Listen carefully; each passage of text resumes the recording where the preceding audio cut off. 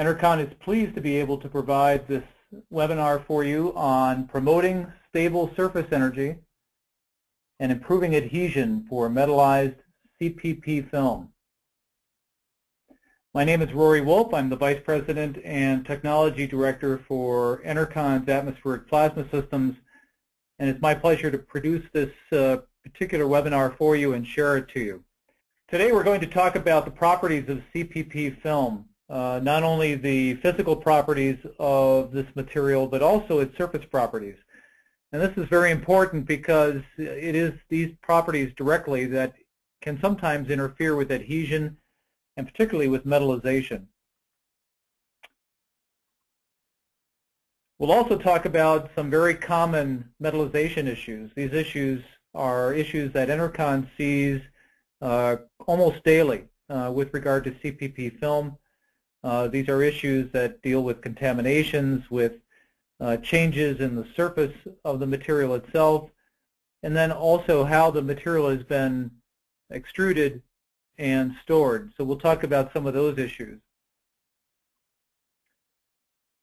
Following that discussion, we're going to talk about surface treatment approaches.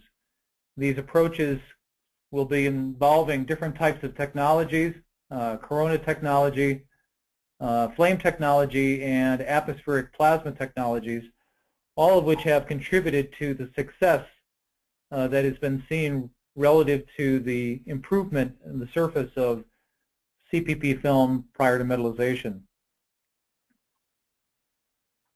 From that discussion, we'll talk about some new CPP surface treatment data, data that has been developed with regard to treatment tests and tests that have measured the surface effects of these different types of treatments and what their success or failures have been. And so we'll be glad to share that new information with you in this segment of the presentation. And then at the end, we'll define solutions that will be most entertaining for improving these type of surface conditions for metallization. And then we'll open it up to questions and provide hopefully the right answers for you relative to these topic areas. And again, I will answer those in the form of questions you provide me in the chat or questions portion of the screen. So again, thank you for your time, and good morning and good day to all of you.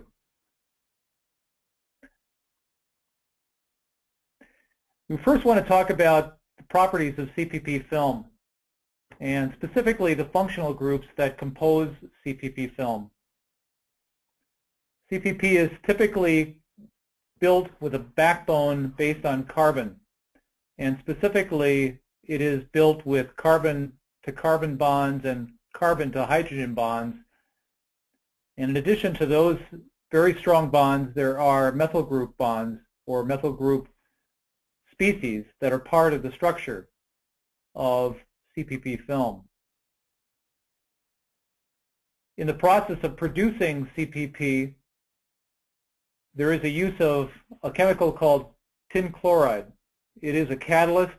It's typically added as a solvent-based processing additive, and this aids in the use of the development of CPP along with the introduction of propylene, which is polymerized under pressure and at specific types of temperatures.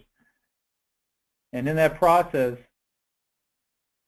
the catalyst that is part of this new chemistry is broken down, and the byproduct of that breakdown is methanol, and the polymer itself becomes washed, and then the polypropylene is removed or separated from the solvent. And this in turn creates the catalyst or the beginning of the formation of CPP film.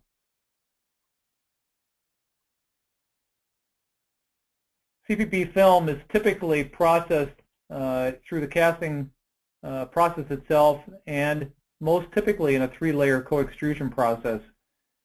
The top layer is usually treated at extrusion to approximately 36 to 38 dynes per centimeter. And this is primarily for the use of the surface of the material for either metallizing adhesion or for other types of processing techniques other than metallization, such as lamination or printing. The middle layer is typically a homopolymer or a homopolypropylene. This allows the structural integrity of the material to be processed by metallization.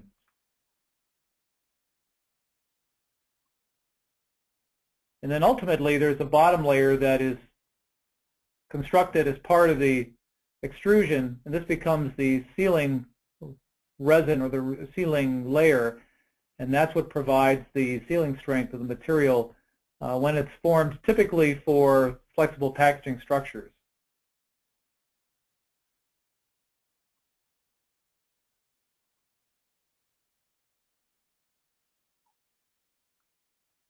When CPP film is metallized, we're introducing obviously aluminium as a coating, and in that process there are clusters that are part of the development of the metallized surface area. And those clusters provide not only oxygen barrier and carbon dioxide barrier and even vapor barrier, but it also introduces resistance to UV radiation, which is very useful obviously with regard to materials or foods that are packaged within these flexible packaging structures. Most typically, metallized CPP film is manufactured between 15 and 200 microns in thickness and typically up to or in excess of 1.65 meters.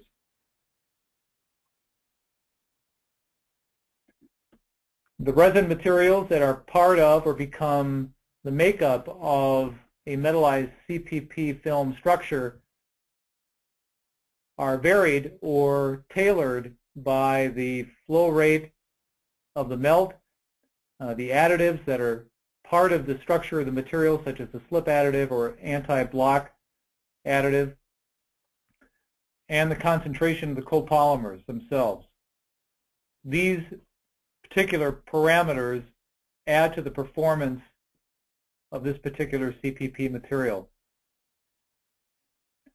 Ultimately, the surfaces of these materials are designed so that it meets coefficient of friction targets without creating issues with regard to the performance of the film, the aging of the film, or any type of change in the optical clarity of the film.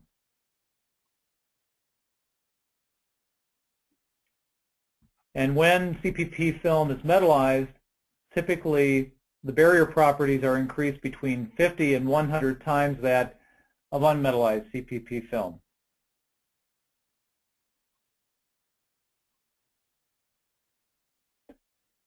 So in the end, after the metallization process, we have a product that has exceptionally high optics or low haze, a very high gloss, high stiffness, highly resistant to moisture as a moisture barrier to any type of conditions that this flexible packaging or ultimately this flexible packaging package will be exposed to. Superior bond strength with regard to the seal. Very highly printable surface. Great barrier to oxygen as well as moisture. Has great or high thermal sealing strength and low thermal sealing temperatures. Once the structure is built, the typical applications of CPP film in a metallized format are typically pressure-sensitive stickers, activated or adhesive activated beer or liquor labels, gift wraps, cigarette and cigarette products, flexible laminates for flexible packaging, and most notably candy wraps or twist wraps that we all seem to enjoy over time. There are some very common metallization issues that come up, though, in the process of working with CPP film. A lot of these metallization issues are cited by manufacturers who provide this type of film. One of these recommendations is that the material is stored between 25 and 20 degrees C, or in other words, below 30 C, and this will avoid any deterioration of the film surface properties. And these film surface properties are those which are created at the time of extrusion and treatment. And this treatment meaning, or most typically being, corona treatment at time of extrusion.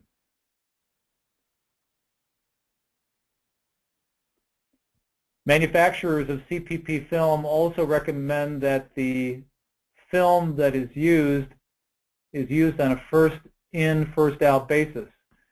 Material that is left in storage or is not rotated can create issues for the film itself and make it less receptive to metallization.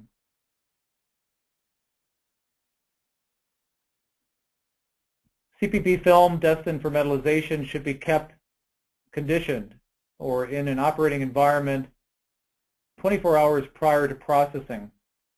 And this is very true for prior to the metallization process and prior to any downstream processing, such again as printing or laminating.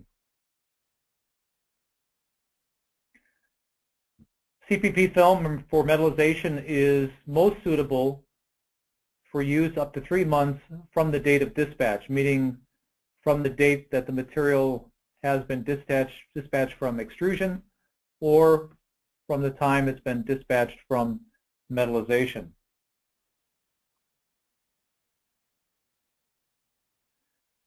And manufacturers also recommend that these type of film materials, whether they're monolayer or co-extruded structures that ultimately are going to receive metallization, must not contain any migratory additives that will interfere with metal adhesion.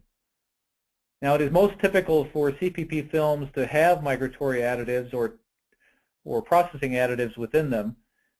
These fatty acids are there for processing simplicity, but at the same time, these additives can be added in different doses or different parts per million, and very high parts per million can create metal adhesion issues. So again, manufacturers will typically recommend that these materials be not voided of these additives, but have reduced levels of these additives to improve performance of metallization. So this is one of the most common sets of issues that we see, and those come from, again, manufacturers. The second major issue we see with metallization is crystallinity. With crystallinity, the orientation of the methyl groups or the CH3 groups relative to their neighbors, which are units that are in parallel with each other, can, in effect, accelerate or form crystals. And this most typically will happen as well at the cooling of the melt at extrusion. It can happen also during the mechanical stretching process or during solvent evaporation processes. But ultimately, it's those type of processes that can create alignment of these different groups and lead to a greater level of crystallinity. If this occurs, crystallization will affect the optical characteristics of the CPP film, its mechanical characteristics, its ability to be thermally modified for different types of seal adhesion. It can also be a problem relative to its chemical makeup at the surface. And most definitely, from our experience, crystallization can affect the ability of the CPP film to be treated properly and for any amount of longevity. So that is another key issue. The third issue that we run across that is common for issues with metallization are the presence of processing additives. We talked about this earlier, but in the course of manufacturing CPP film, it is very typical for slip-based master batches to be added to CPP film, mainly for improving the film's ability to process over idler rolls and other types of metal surfaces, or over parallel film surfaces. Any decrease in the coefficient of friction, or COF, is the result of slip additive migration to and within the film surface. And this migration takes place because the additive itself is or becomes incompatible with the CPP molecular structure. The graph that you've been watching or looking at below is a graphic that shows the variation in COF over time in CPP film. This is after 14 days of manufacturing time, and you can see that the COF gradually decreases as the percent of slip additive is loaded. There is a leveling off in terms of the COF, but nonetheless there's a major effect relative to COF. But it doesn't just stop there. Once the COF is changed, that process of additive migration continues. So as you can see in the graphic below, the film has a content of slip additive, and ultimately over time those molecules start to migrate to not only the back side of the material but to the front side. And that migration continues over time until those non-conforming or those incompatible molecules leave the film. And then ultimately you've created a state of stabilization. But it's these molecules that cause a major issue with regard to metallization adhesion.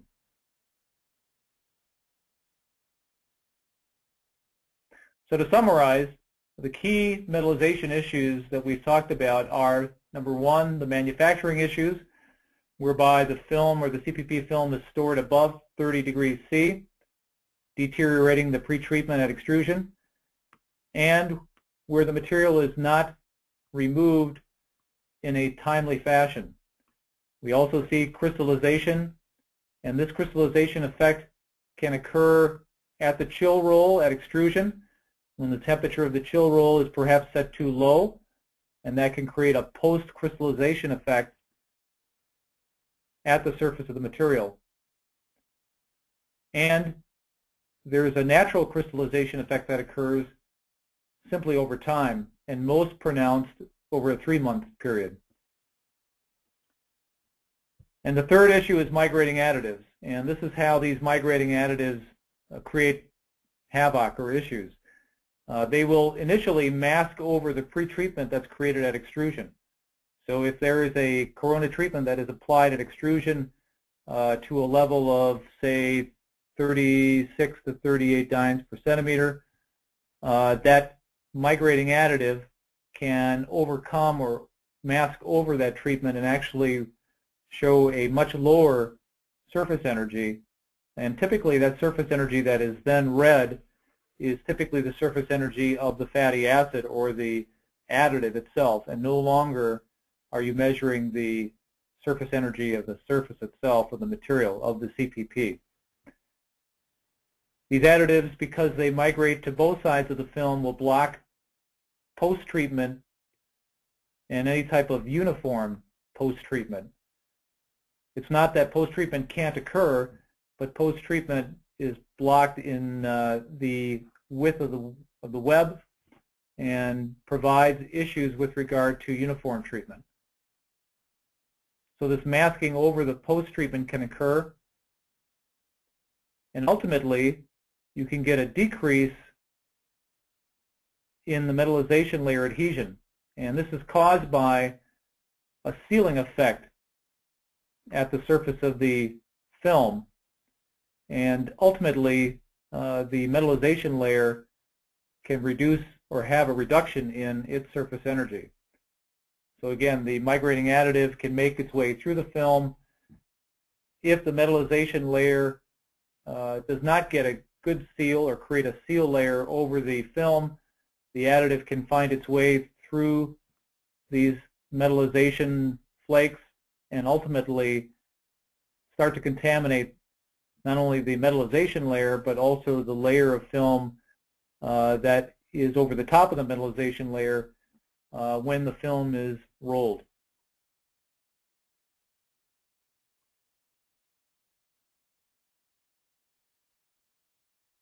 I'd like to talk first of all about corona discharge technology and its role with regard to CPP film.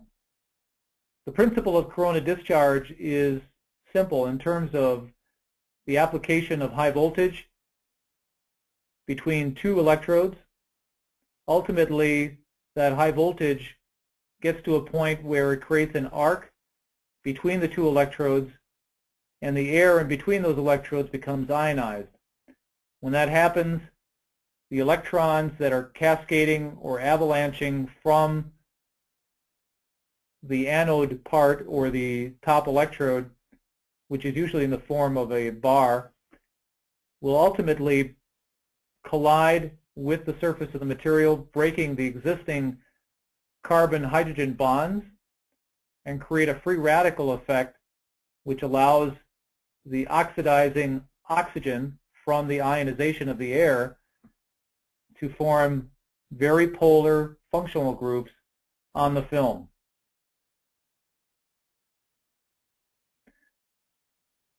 When we talk about using the right technology, universal roll technology has a very key role with regard to CPP film.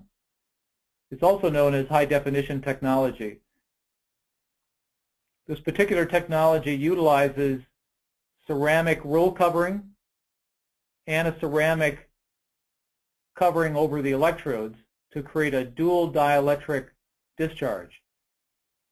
It is the dual dielectric effect that creates a very uniform and very homogeneous discharge and allows for the complete surface of the CPP film to be treated not only in a uniform way but at a higher level than simply a covered roll corona system or a bare roll corona system. The benefits of this type of universal discharge is that it can treat any type of substrate, including a metallized CPP film and foils. It's a very safe discharge and can be constructed in an open station design without the need for vacuum. The drawback of the technology are very few. The one drawback is that if you have a very difficult to treat material, a higher watt density may be required to overcome what could be a combination of either a crystalline surface or a contaminated surface by the slip additives we talked about earlier. And because we have a dielectric coating, which is usually ceramic over both the roll and the electrode, that type of technology does not allow for lane treating, but that is not typically needed or required with regard to the performance of CPP films.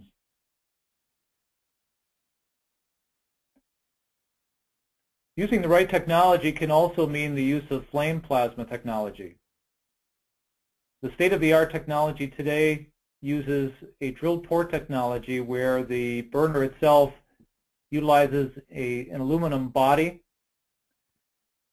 computer drilled ports, typically in a brass insert of various diameters, to allow for different power levels of flame technology to affect the surface.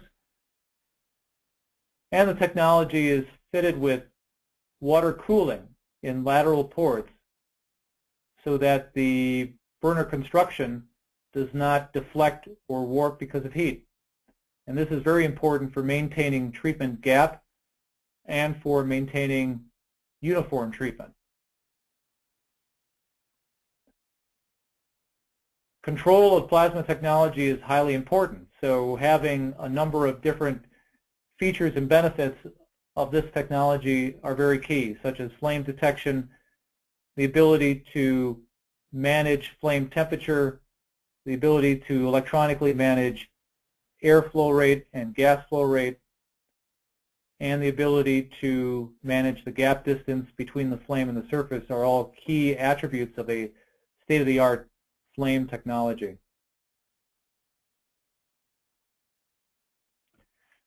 The third technology which is applicable to CPP film is atmospheric plasma technology. This technology uses gas chemistries to help bridge the gap between the electrodes and the ground roll, and providing much higher treatment levels and longer treatment for a wide range of materials, including CPP film.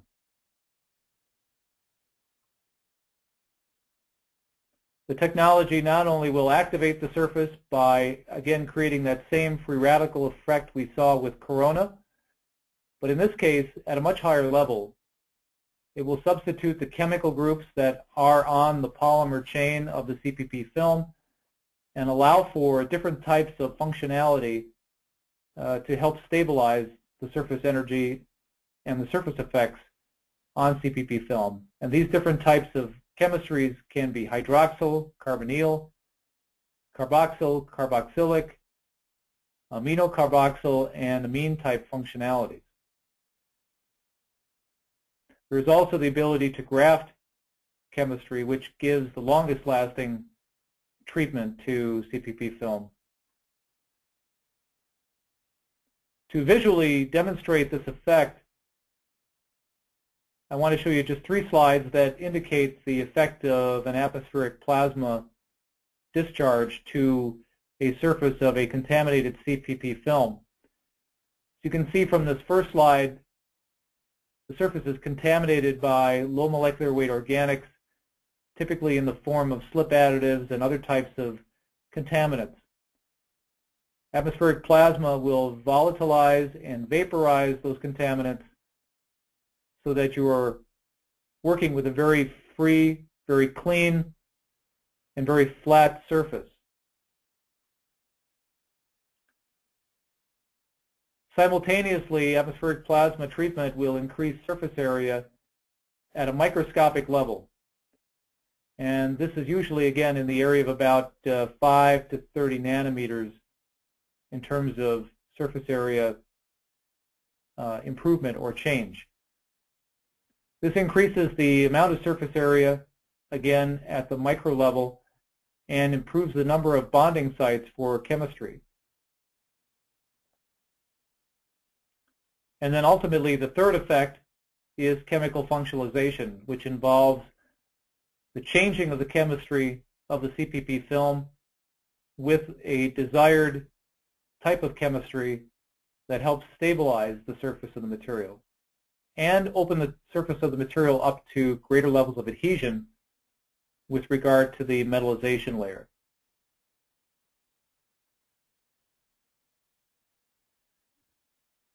This chart indicates treatment longevity. When we look at corona technology in its different forms, and I'll use my cursor to identify these. Bare roll corona is the red curve. You can see that curve falls off very quickly over a very short period of time. And the reason for that is that the species that are created by bare roll corona technology on the surface of CPP film are very reactive to the environment meaning air, and to humidity in the air. And ultimately, that depletes the oxidation effect that's created by bare roll corona technology, and ultimately it decreases quite rapidly, again, over a 48-hour period. Universal corona and covered roll corona, the green and the magenta lines, also will gradually decline over time, but at a much more gradual pace. And so those technologies will offer similar results with regard to longevity as well as adhesion. Flame plasma is the yellow line, and you can see that is even more stable and also treats to a higher level than all of the corona technologies. And then the top line is a chemical atmospheric plasma discharge, which treats to the highest level. Again, all of these treatments occurring at the same watt density, and again, gradually declines over time. The important point to make with regard to this longevity chart is that it's relative to the next process. So each of these treatment curves and longevity curves are relative to when the next process takes place following extrusion. If these treatments were applied at extrusion, these would be the curves that could be experienced. If these treatments occur after metallization or before metallization, these are the same type of curves you can expect. So again, the best advice is to treat prior to the next process, and that ensures that you'll have the highest treatment level relative to that next process to ensure adhesion. From this point, I'd like to now introduce you to the new surface treatment results that Enercon has been able to develop in the performance of CPP film relative to metallization. So the data that we're going to share, which is very pictorial in nature, is a set of data that allows us to characterize the change in CPP film to a level of optimization so that it can be most successfully metallized.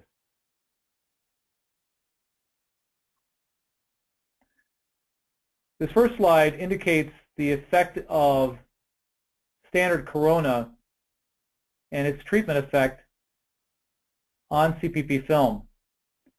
The swatch or the drawdown that you see in blue is a solvent-based ink that is applied after treatment, and then peel adhesion takes place, or a peel test relative to peel adhesion takes place after 57 days. As you can see, the treatment level was to 40 dynes at the time of treatment, and then after 57 days, treatment had declined to 34 dynes per centimeter, and the peel adhesion test indicated a failure of a solvent-based ink in relative to its adhesion to that treated material.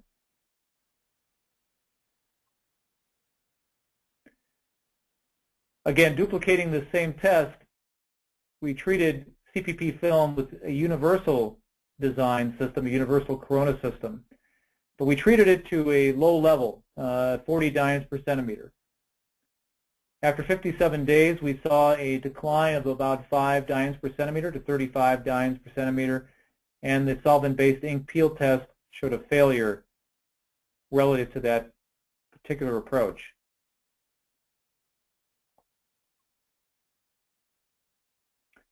Again, using flame treatment, this technology allows us to treat at a slightly higher level, 46 dynes per centimeter.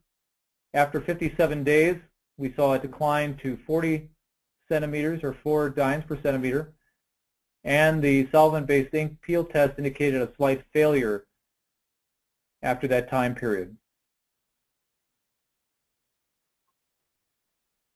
When we take flame treatment to a higher level, in this case to 48 dynes per centimeter, and we test for peel adhesion after 57 days, we see a decline in surface energy to 42 dynes, but we do see a pass relative to the solvent-based ink peel test.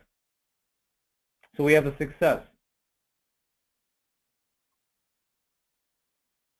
Enercon then went to the next level and took a look and see whether we could augment flame treatment with corona treatment and come up with a more synergistic outcome relative to adhesion. The combination of the treatments netted a 58 dynes per centimeter treatment level, but after 57 days, we saw a decline down to 37 dynes per centimeter, resulting in a slight pass, but still some solvent ink peeled away from the surface.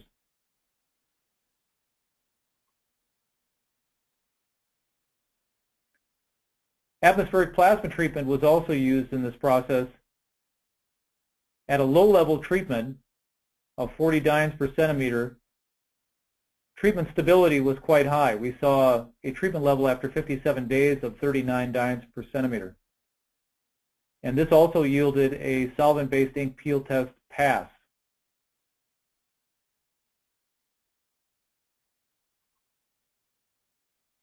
Again, looking for a synergistic approach to CPP film treatment, Enercon then combined flame treatment with plasma treatment. We saw an increase of surface energy to 58 dynes per centimeter. After 57 days, we only saw a 4 dynes per centimeter decrease and a very strong solvent-based ink peel test for pass.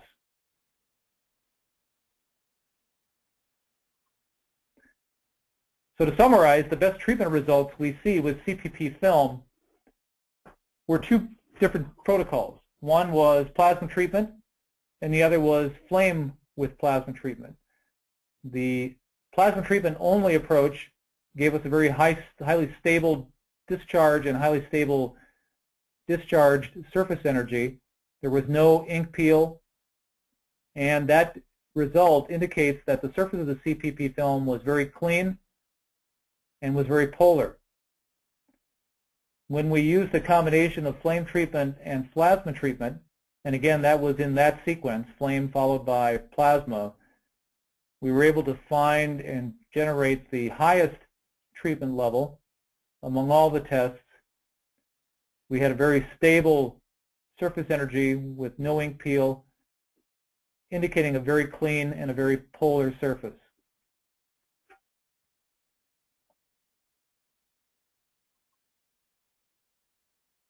So to summarize everything we've talked about up to this point, and our recommendation at Enercon is that if you want to stabilize surface energy and you want to increase metallization adhesion, you need to do the following. You need to make sure you're using CPP film less than 3 months after it's been extruded. It's only by following this protocol that you're going to avoid crystallinity issues and other types of issues that involve the degradation of the pre-treatment at extrusion. Also, make sure that you keep the CPP film at less than 30 degrees C while it's being stored, and condition that material before metallization, meaning make sure that you bring the film into the context of or in the area of metallization that's going to take place at least 24 hours before metallization occurs. The same thing applies for taking a metallized CPP film to the next process, meaning lamination or printing. This is a highly useful tool for ensuring that you have repeatable results in processing. Avoid CPP film that is highly crystallized. This is a point that cannot be understated. If you have a CPP film that is highly crystallized at the surface, it may not be possible to be post-treated. And if it is post-treated, either by corona or flame technology or even plasma technology, it could be that that surface energy is going to decline more rapidly. Only atmospheric plasma technology is able to treat the highest crystallized surface with any kinds of success. And this is mainly because it's able to graft chemistry to the surface of the material to ensure that we get a successful change in the surface molecular chains. And that's the key to that process. You also want to make sure that you're minimizing the amount of fatty acid-based slip additives that are loaded into these materials. a very low load of slip additive is about less than 5,000, certainly less than 5,000 parts per million, but more appropriately in the range of 500 parts per million. Anything that's above 1,000 parts per million is going to create a condition for a migration issue. And then our recommendation is to use the right post-treatment technology. And when we mean that, we mean that we want you to use the right surface treatment technology that will clean the CPP film surface of any low molecular weight contaminations. This is important. If we don't remove, or you have not removed any of these contaminations, they will stand between the surface of the CPP film and the metallization layer and create a very uneven metallization layer. And when this occurs, barrier will suffer. And so it's important to make sure that the technology that you're using prior to metallization is cleaning that CPP film. And not only do you want to clean it, but you want to clean it uniformly and raise surface energy uniformly. And this will be applicable to semi-crystallized surfaces as well. It's important that you make sure that you use a technology that is going to create not only a cleaning effect, but a uniform cleaning effect, so that, again, the metallization layer is even. You also want to use a technology that will add functional groups. And the reason for this is twofold, not only to improve the adhesion to the CPP top layer, but also to increase longevity, not only in the life of the surface energy, but also in the bond strength.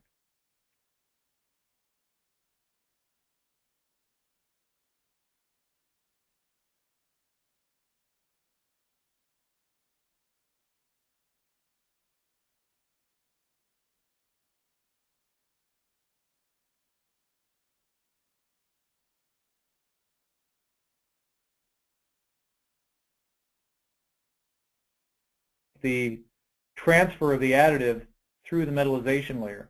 And this is an issue we see quite often. When this happens, the metallization, or the metallized layer, reads a very low surface energy. And the reason this can occur is because this low molecular weight organic is finding its way through the metallization layer and masking and changing the reading of the surface energy of the metallization layer. And of course, not only does that occur, but then that migration also transfers to the backside of the film in a roll. And that contamination then follows through to the next layer.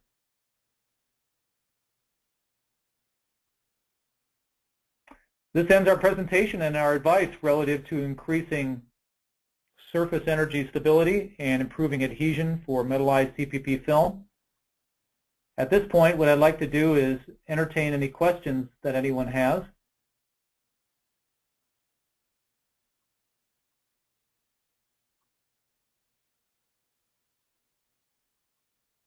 I'm looking at the question pane right now and looking for any typed questions that anyone may have with regard to the topic.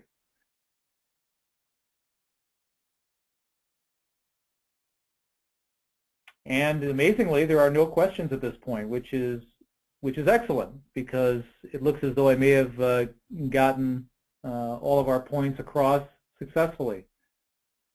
I will recommend that if you have any questions with regard to improving your specific situation with regard to CPP film, I would recommend that you make contact with myself or any of my colleagues at Enercon Industries. My email address directly is rwolf@enerconmail.com, and I'll be glad to address by email any questions that you have that are particular to your particular issues, and also provide any trial work that would need to be done to help you qualify any particular technology that you think would be most useful for your application. As a reminder, Enercon has corona, flame, and atmospheric plasma technology on a single lab line in a 1.5 meter wide width. All the different types of corona technologies, bare roll, covered roll, universal roll, flame technology, as well as plasma 3 technology and plasma 4 technology. So we're very much interested in helping you succeed in improving not only adhesion to metallized CPP film, but stabilizing any type of surface energy issues that you're having today. I'll check once more to see if we have any questions, and we do. Let me address those while we're on the phone. One question is, and I'll address these individually, does high humidity affect metallization and affect the bond strength of metal on CPP? And the answer to that question is it does, depending on the process. If you're using corona technology, what will happen is that humidity will displace oxygen in the air, and ultimately that extra moisture content gets in the way of full oxidation of the surface of the CPP material. So in a couple of ways, we see that humidity can affect not only the functional approach that we take and want to take with corona treatment of CPP film, but because of humidity in the air, it can also affect the discharge quality of corona. And in this way, you can have a change in the effect of adhesion with regard to metallization adhesion. So yes, in some unique ways, humidity can affect not only metallization, but the bond strength of metal on CPP. We have another question. How do you improve bond strength of the metallized CPP film, which is more than 3 months old? Well, there's only several ways to do that. And again, in this kind of a situation, you have a high potential for a crystallized surface. When that happens, the chain mobility, the molecular chain mobility is highly reduced. And when that occurs, it's very difficult to modify those chains in a way that creates a receptive surface to adhesion. However, you can approach it with a very powerful discharge. And sometimes that can be in the form of a flame treatment. It can always be the case in the form of an atmospheric plasma treatment. These are both very powerful discharges that are capable of delivering very high watt densities or power densities with low kilowatts. And when that occurs, or when that can be applied, you have a chance to regain or change or create an improvement in that chain mobility at the depth of the treatment that's created. And the depth of that treatment is usually between 5 and 10 angstroms in that material. But by doing so, you can create some longevity of treatment as well. The next question is, you have mentioned post-treatment can be done before and after metallization.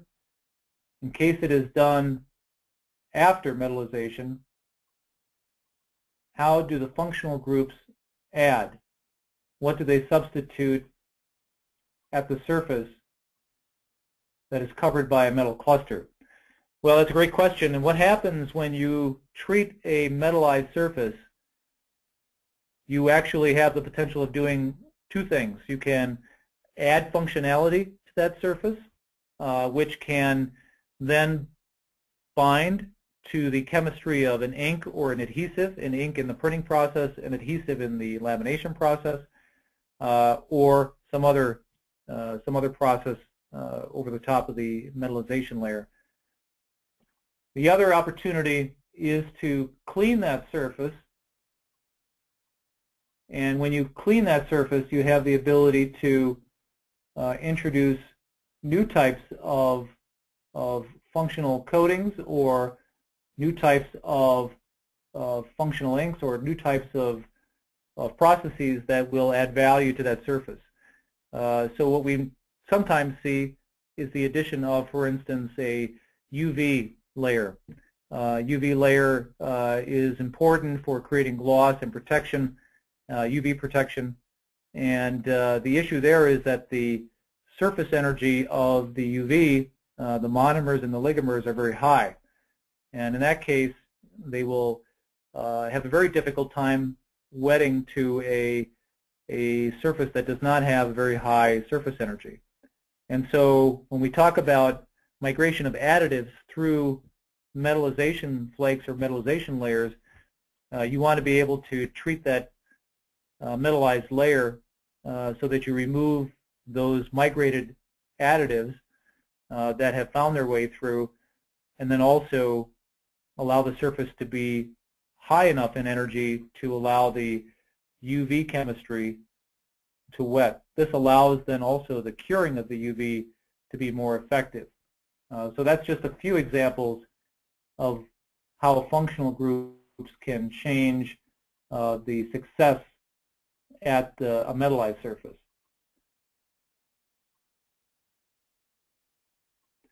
We have another question. Is plasma treatment only for CPP? No, not at all.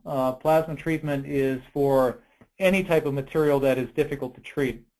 Any material in the form of a film, any material in the form of a textile, any conductive material such as a foil, any type of two-dimensional web, any type of three-dimensional object, any type of filament or yarn, or any type of construction of material can be treated by plasma technology.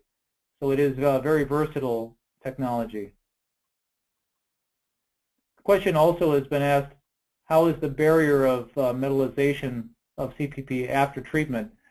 And again, the barrier is not changed.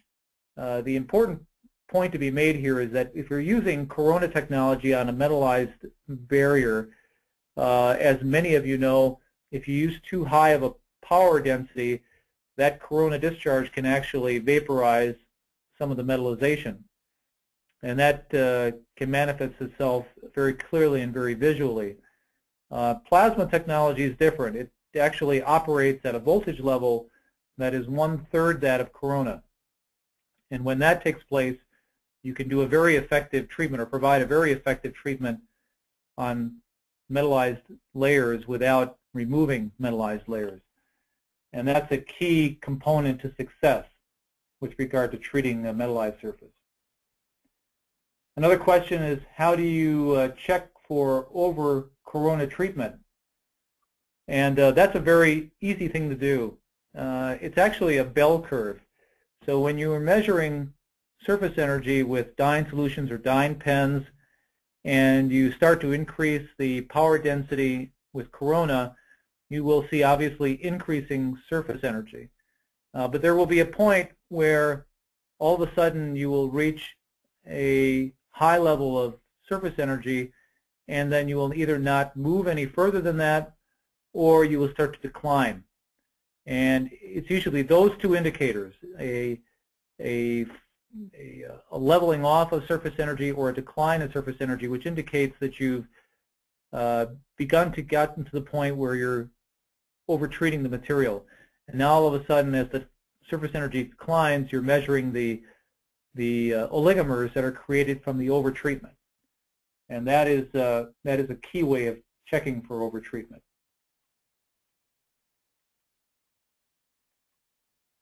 There's another question about, for metallized OPP film, do we have experimental data about dye retention? And what we find, we have not presented it in this presentation, but oriented polypropylene seems to react the same way with these technologies. We don't see really any measured differences between the two. Again, keeping in mind that our treatment levels are at the angstrom level.